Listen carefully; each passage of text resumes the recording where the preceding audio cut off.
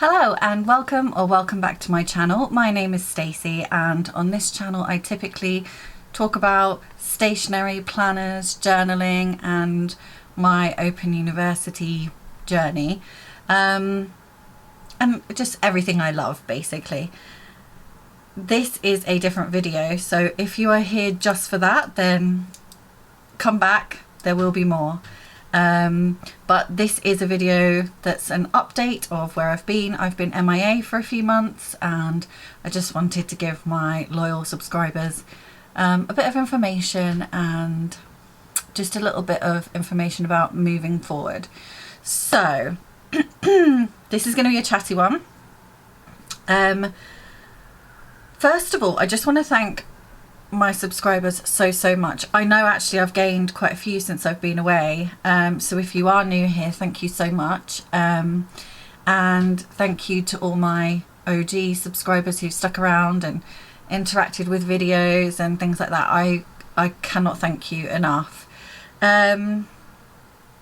So let's get started. So when I first had like what I was planning on being a mini break, it was to address some of my concerns around school with my son. He has additional needs and those needs weren't being met, and there were lots of like really stressful meetings towards the end of the school year, so the last school year.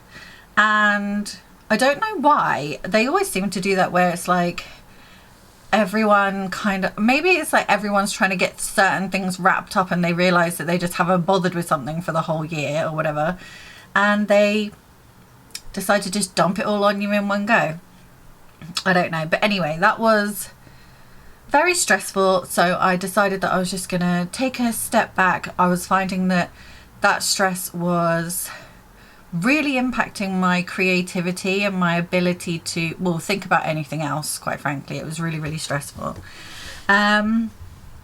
If you see me looking down, it's because I've got a list of things to talk about. So yes, we started off with all of that, and that was like, it was meant to be like a 2-week break just to kind of recenter myself, figure out a few things, and then it was going to be on to things like planning for our little break that we were having, our holiday and things like that. And I was going to be providing you all with videos of like packing what I'm taking and then doing some nice videos while I was away and things like that, which didn't happen. At the beginning of July, my husband Alex was poorly. He started to become quite fatigued and a bit nauseous, and he'd gone off his food and things like that. And so he just took it easy, and then about a week after he started having symptoms like that, he became poorly with what we thought was a virus, so more poorly, but acutely, I guess. So he ended up in bed the whole week, which isn't like him. Even when he's not well, he generally still goes to work, and it's quite rare, it's very rare that he even gets unwell. Like if Harry and I have a cold or a tummy bug or something, he just doesn't catch it. He's such a healthy person. And so he was ill that whole week. He was nauseous, he was throwing up, he was extremely fatigued. He had a slight fever one day, but it wasn't anything concerning or anything like that, but he had headaches and things like that. So, and he was drinking loads, but he had a headache and things, and to me and to him, it seemed like that was a conscious decision to flush whatever it was out of his system rather than extreme thirst. So that continued, and then towards the end of July, so the summer holidays hit, and I'll be honest, this whole time I'd been kind of distracted with everything going on with Harry, and the summer holidays hit, and the first week of the summer holidays we were going away, and we'd booked this kind of glamping camping holiday where it was like an off-grid type thing where you cook over a campfire, and it was right on a river, and you sleep in a cabin or a bell tent or even a moored, is it moored? Land a boat on land, whatever. There were different sleeping options. And we'd booked it so that the Harrison and his best friend, who he was taking, could go fishing, they could paddleboard, they could swim in the river, there's a boat, a rowboat that they could go on, and Alex was going to be doing all of that with us. I was going to be paddleboarding, journaling and painting. That was it. But it was kind of a really like lovely holiday just to unwind and reset, ready for the fun of the summer holidays that we had planned. So we went away. Alex was really struggling even with the packing. He was still really nauseous, intermittently vomiting this whole time. And I had begged him to go to the doctors numerous times. And he was just like, no, I'm just tired. I've just overdone it. Blah, blah. And I'll be honest, I didn't think that, but I couldn't force him to go at the time. So we went away, and I just kind of hoped that going away would rejuvenate him. Maybe it was work. Maybe it was, too much. And this was going to be a very relaxing holiday. We didn't have days out planned or anything like that. It was literally just rest, relaxation and hobbies. So we went away, and he spent the whole time in bed. He was really poorly, still vomiting, still nauseous, barely eating anything, which is not like my husband at all. He is someone with a huge appetite. He has a very active job, so he's an active person. He normally would have a huge appetite, and he just didn't at all. And when he was standing, we were right on the river on this holiday, and he was standing looking out at the river, and I was behind him sitting at a camp chair thing. And I remember looking at him and thinking, he's lost weight. Like he's lost a lot of weight, and it looked like he'd lost like muscle tone as well. And that was the point where I thought, this isn't okay. And that was when I started getting really, really worried. And then he kept brushing it off. We got home, and he was going to go back to work. And I said, absolutely not. And I did put my foot down and said, no, you need to go to the doctors. And with the doctor stuff, long story short, he was originally given like a 2 to 3 week wait for a doctor appointment until I phoned up and expressed how urgent this was. So we managed to get him in the following day. Then we had like a 2 week wait for a blood test, which again, I had a blood test booked, so I just brought him to mine and was just said, just do him instead of me, because mine was routine. So yeah, we managed to get it a lot quicker than we would have done, and thank goodness for that, because if we hadn't, he wouldn't be here, I don't think. So if you are worried, please just insist, or just do whatever you can, because genuinely, my husband, I don't think he would be here if he'd waited for the doctor's appointment in 2 or 3 weeks. He was critically ill, and we didn't realise how bad it was. He was incredibly poorly, and you couldn't tell. I mean, I knew something was very wrong, but I didn't realise he was that close to, we were close to losing him like that. None of us did. So we got a phone call from the doctor, who sounded very panicked, saying you need to get to A&E right now, and you will be staying in, so take a bag with you. There's something wrong with your kidneys and you have really high calcium. So we got there, and the hospital seemed a little bit kind of blasé. I'm assuming, to be fair, that they probably get people saying that a lot to them, and it's not that urgent a lot of the time. Until we got into triage, and they took his blood pressure, which was 223 over 145, I think it was. Let me double check. It was 213 over 141, but that was the lower one. It was 223 over 145, I think it was, on the other arm. But the lower one was 213 over 141.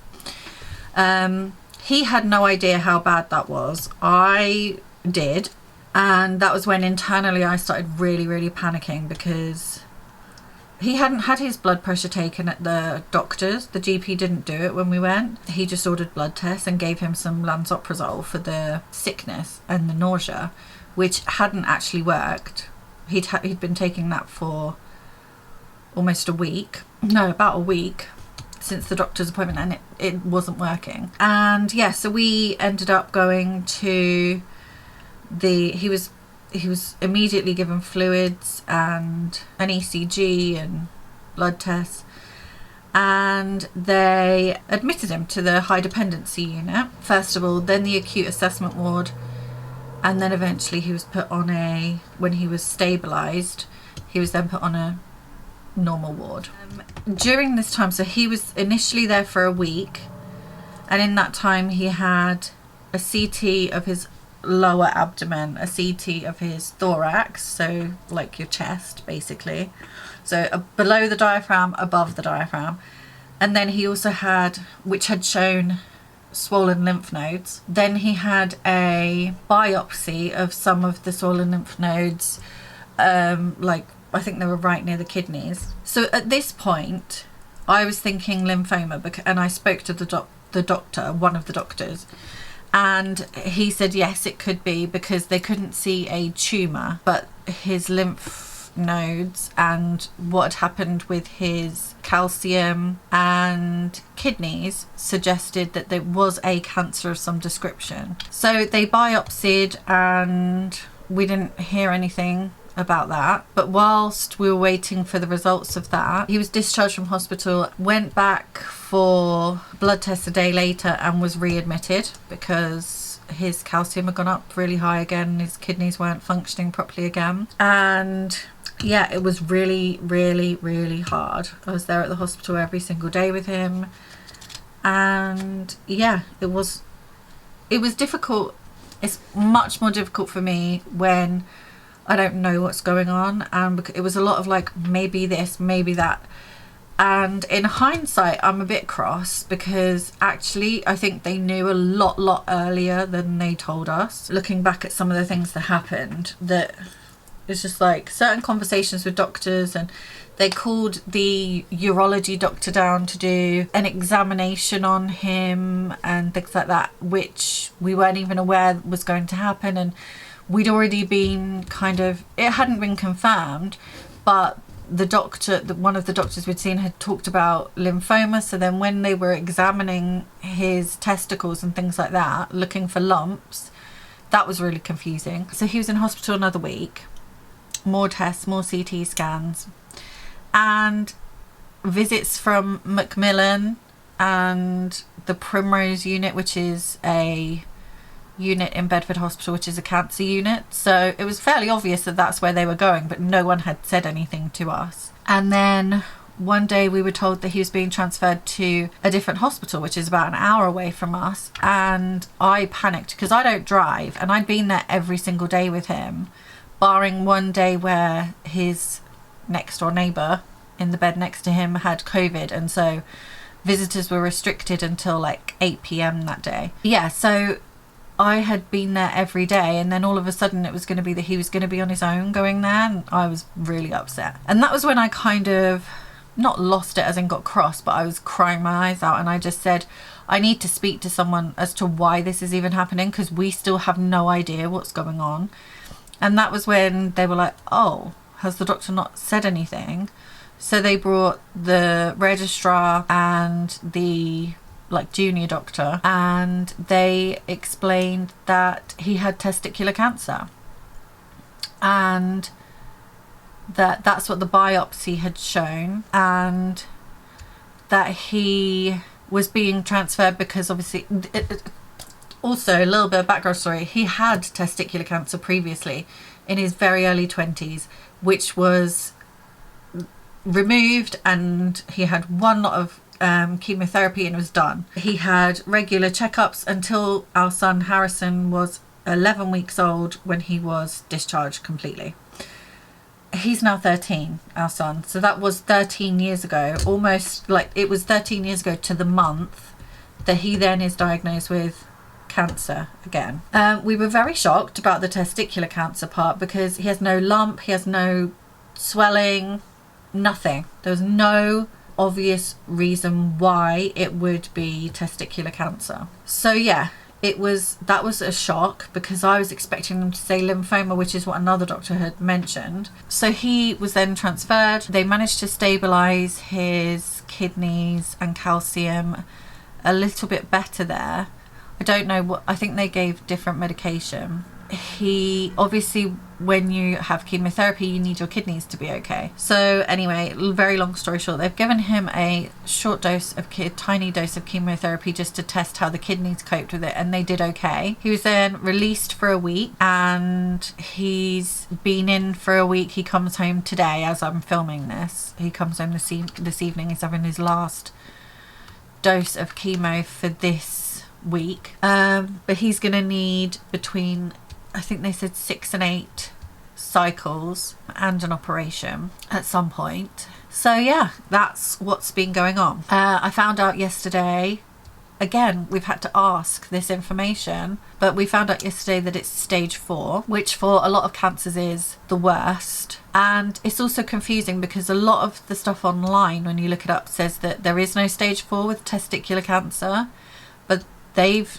at the hospital, the doctor said it's stage 4 because it's spread to his lymph nodes below and above his diaphragm. If it's just in the testicle, it's stage 1. If it's beneath the diaphragm, it's stage 2. Above is stage 3 and onwards. They normally just say it's stage 3. But I think because it has spread further than that, they expressed it that way, I'm guessing. I don't know that for sure. We have a long road ahead of us. A really long road ahead of us, and it's not going to be easy. He has, touch wood, coped really well with this round of chemo, although the last 2 days have not been as good. And we're lucky to have people around us who've, we've got our neighbour picking him up today, and a friend of him has dropped him off and things like that. So we have some help. But yes, it is difficult, and that's where I've been. I tried really hard to do a couple of nice things for Harrison in the holidays, but bless him, he's had the worst summer holidays. He knows about what's going on, and he also knows, I didn't finish, sorry, that stage 4 isn't necessarily what, how do you even say it? Okay. So we're more fortunate that it's testicular cancer because there are really good treatments for it. So even at stage 4, there is a really high, I don't know about cure. I don't even know if that's the right word. A really high survival rate. And he's healthy and he's young. He's 44. We are still positive, but it's just going to be at least a year of not fun. Really not fun, and fighting and feeling really poorly. And we have the additional challenge, I guess, of having a 13-year-old who has additional needs, and me who I'm now his main carer, which is wild because he's the one who normally looks after me when I'm having a fibro flare and stuff like that. So I don't know what we're going to do when that happens. Weirdly enough, him being away has given me a little bit of time to kind of not even rest and recuperate. That's a lie, because Harry went back to school and stuff like that. And while Alex is here, it's really hard to actually get things done because he needs a lot of, I've been injecting him, I've been taking his blood pressure constantly, temperature, medicines, constantly getting drinks and food, and so it is like having a baby again in some ways. So yeah, we'll just see how it goes. So moving forward, before Alex became really ill, I enrolled myself on a journaling therapy coach course, and I'm now a qualified journal therapy coach. So I have loads of resources to share with you, and my journaling practice has changed quite a bit since I enrolled on that course, and I've also had time to kind of work with it without sort of trying to work it out on camera, if that makes sense. And I want to share that with you, and I miss you guys, and I miss doing something just for me because it's been a long time. So it's time to get back to this. I will just say, please, I'm probably not going to keep going on about Alex being poorly unless there's an update that is relevant, but feel free to ask questions and things. I don't mind talking about it. It's just they're probably, unless I'm just saying that he feels rubbish all the time, there's probably not going to be much to update on for a while. So I will also probably have times when I have more time to film, like when he's away. So he's away having chemo at the moment, but he's back tonight, so I'm filming. And there'll be times when I don't have as much time, so I will try and batch film some things, but also if I miss an upload or whatever, that's why. And also, importantly, before all of this, way before all of this, like in February or whatever, whenever it was, I re-enrolled with the Open University for my next module because I deferred last year. So I'll be doing that too. And actually I've had quite a few comments on some of my older OU posts where people are obviously looking now because they're about to start their modules and things. So I have got a couple of those coming, to a couple of just little OU videos, updates, things like that. So again, it's not going to be solely OU based. There will just be dotted in here and there for the OU followers that I have, subscribers. But otherwise, everything will still be kind of journaling, stationery, planning, that kind of thing. But yeah, probably with a heavy emphasis on wellness. And speaking of wellness, if this, the whole reason I kind of wanted to give this update is to spread awareness. If you are unwell, take it seriously. Your health is extremely important. Your health is your wealth, as they say. And Alex agrees with this. I'm not saying this behind his back, but he wishes he saw the doctor sooner. He wishes that he listened to me when I first said go to the doctors. And whilst it wouldn't have changed the outcome, he was still already very poorly. It would have made treatment a lot easier. Put it that way, because his kidneys are probably never going to be the same after this, because he suffered an acute kidney injury and is now having chemotherapy, which, while they're doing everything to protect his kidneys, it's your kidneys that excrete the chemo. So yeah, it could have been dealt with sooner and probably wouldn't have been as, what's the word? He wouldn't have been as critically ill when he first went to the hospital. So listen to your body, go and see the doctor if you're poorly. And really weirdly, like, if, thank goodness he had a kidney injury, because if he didn't, we never would have known that he had cancer. So there's always a reason why your body's trying to tell you something. That's it. I need to lie down after that. So please stay well, look after yourselves, and I will see you all again very soon. If you have made it to this part in the video, please leave me a comment and a like. I appreciate it so much. I'm so grateful for you. And it's going to take a little while probably to build up my presence again in the algorithm. It will take a bit of work to get there, but that's okay. So anything, I'm grateful for any help I can receive in speeding that up. But otherwise, thanks again, and I will see you all again really soon for a new upload where you don't have to look at this mug the whole time, which I'm sure you're very pleased about.